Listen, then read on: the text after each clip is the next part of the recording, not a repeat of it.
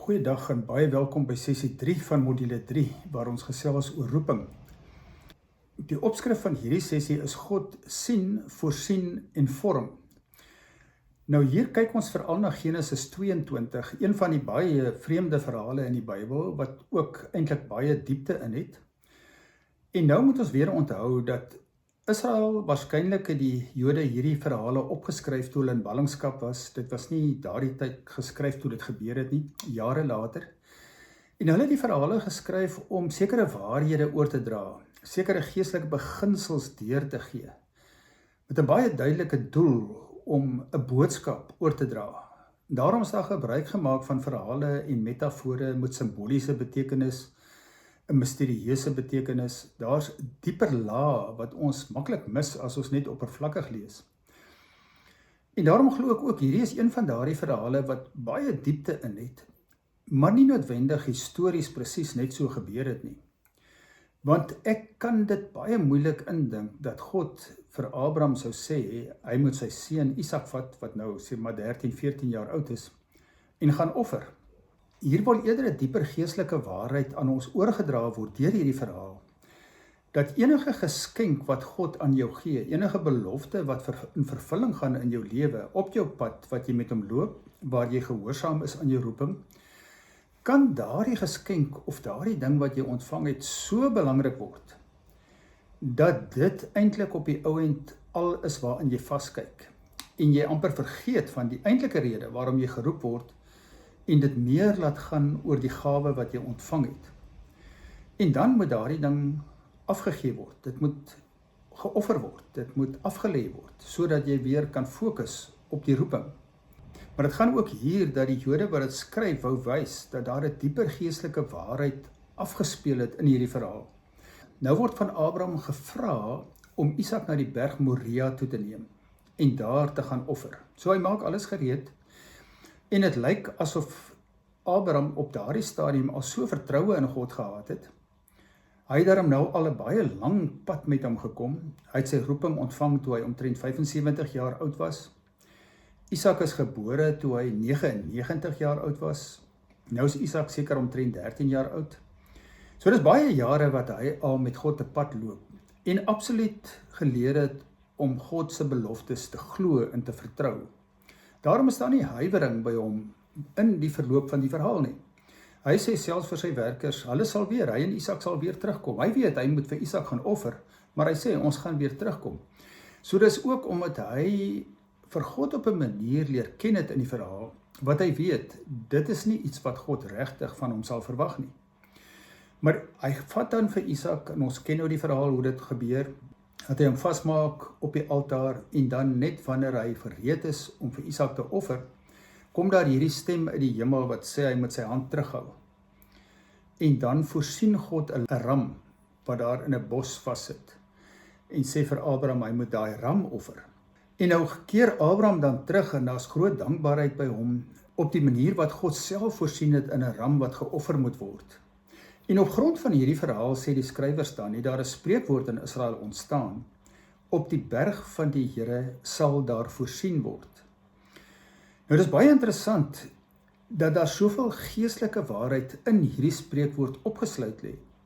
Want dink nou weer daaraan, hulle skryf dit terwyl hulle in die ballingskap is. Die tempel is alreeds verwoes, maar hulle het geweet dat die tempel is ook gebou op die berg Moria, nie baie ver van waar Isak geoffer was nie, en daar het hulle offers aan God gebring.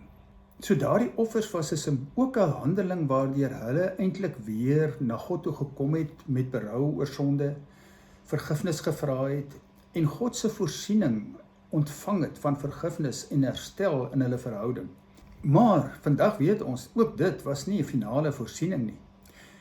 En wat die Jode wat hierdie verhale geskryf het nog nie geweet het nie, is dat jare na hulle dit geskryf het, sou dit daar 'n dag kom wat Jesus hier op die aarde loop, en dat Johannes vir Jesus sou noem die lam van God wat die sonde van die wêreld kon wegneem, en dat hierdie lam van God dan op daardie selfde berg, die berg Moria, geoffer sou word, want die kruisiging het nie ver plaasgevind van waar heel moontlik Abraham dan vir Isak volgens daardie verhaal sou geoffer het nie.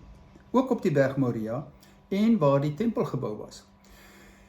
Dit was net 'n entjie verder aan waar Golgotha was, maar dit was nog dieselfde omgewing, dieselfde berg. So dan kom God en hy voorsien werklik in alle opsigte op die berg van die Here. Hy kom voorsien vir ons totale menswees, vir al ons sonde kom hy versoening doen. Hy kom voorsien alles wat ons nodig het in en deur Christus, wat die gawe van God aan ons word, waardeur ons totale menswees herstel word. Waardeur Paulus skryf dat God alles in die hemel en op die aarde met God versoen het, sodat ons nou in 'n totale oop en nuwe verhouding met God kan lewe, as erfgename van daardie belofte wat hy aan Abraham gegee het. Want nou kom die Gees van God, nadat Jesus voorsiening gemaak het, om binne ons te kom woning maak. Nou kom hy om werklik vir ons 'n God te wees. En dit het die profete ook van vertel, want toe die Jode nie geslaag het daarin om gehoorsaam aan die wet te leef nie, het die profete Jeremia, Esegiel gesê, daar gaan 'n tyd kom, wat God iets nuuts gaan doen, en waar hulle nie langer gaan luister na die kliptafels van die wet nie, maar waar hy die wet op die vleestafels van hulle harte gaan skryf. En hy praat van water wat hy gaan hulle oor hulle gaan uitgooi en hulle gaan reinig en hulle van binne af gaan vernuwe, sodat hulle werklik vir hom kinders kan wees en hy vir hulle 'n God kan wees. En dit is ook waarna Paulus in Romeine 8 verwys, wat hy sê, God het vir ons sy seun voorsien. Hy het hom oorgelewer om ons almal te red. En dan vra hy, sal hy dan nie saam met hom aan ons alles verder skenk wat ons nodig het nie. Alles wat ons, en dit sluit in die Heilige Gees, die inwoning van die Gees, die teenwoordigheid, dat ons in God se teenwoordigheid kan bly, ontvang ons alles wat ons nodig het vir ons reis. So God se voorsiening is absoluut volmaak. In so 'n mate dat Paulus sê, niks kan ons ooit weerskei van die liefde van God nie. Dan noem hy daar 'n hele klomp goed in Romeine 8. Hy sê nie honger nie, nie lyding nie, nie oorloë nie, niks wat gebeur kan ons skei van die liefde van God wat daar in Christus Jesus is nie. En verder in Filippense 4 sê hy hierdie baie belangrike ding. Hy sê God sal in elke behoefte van julle voorsien. Nie net voorsien nie, maar ryklik voorsien volgens sy oorvloedige rykdom in Christus Jesus ons Here. So op die berg van die Here word daar voorsien, nie net voorsien nie, maar oorvloedig voorsien vanuit die rykdom wat daar in Christus Jesus is. 'n algehele totale voorsiening van alles wat ons ooit mag nodig hê vir ons reis as geroepenis om as God se verteenwoordigers hier op aarde te lewe.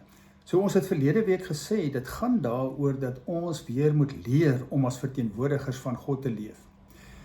Nou ek dink jy sal weet, en ek weet, en almal van ons weet, uit onsself is ons nie daartoe in staat nie. Ons egos is te sterk, ons leef te maklik maar net vir onsself. En daarom het ons hierdie voorsiening nodig.